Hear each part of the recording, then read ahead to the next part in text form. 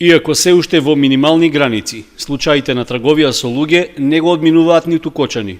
Во изминатиот период регистрирани се неколку случаи, кои засега се табу тема. Јавноста многу малку е информирана за можностите индивидуалната слобода да биде злоупотребена, а од друга страна тоа ретко се пријавува кај надлежните институции.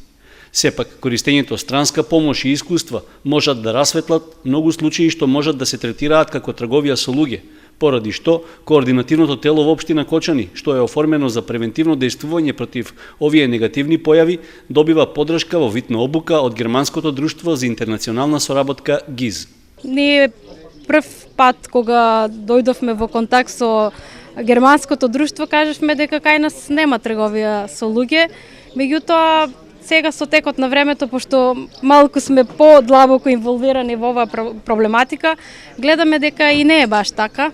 Значи, имаме поединечни случаи на трговија со луѓе кои што така поминува бегло, меѓутоа тука сме сепак да ги канализираме работите. Во салата на Советот на општината се реализираше обука за помош и поддршка на жртвите на трговија со луѓе.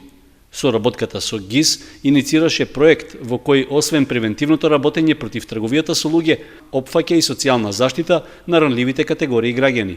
Во рамки на проектот, покрај формирањето на канцеларија за социјални услуги која што веќе работи, имавме за задача и да формираме координативно тело со чинители од институциите, од здруженијата на граѓаните, од верските заедници и денеска ги имаме нив тука присутни.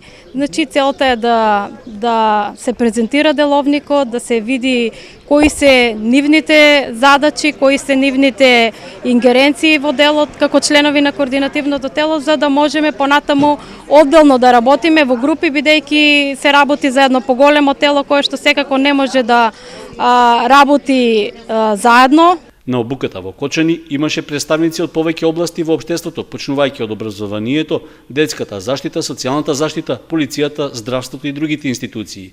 Исто така учествуваше и невладиниот сектор, кој е вклучен во обезбедувањето социјална заштита, како и верските организации.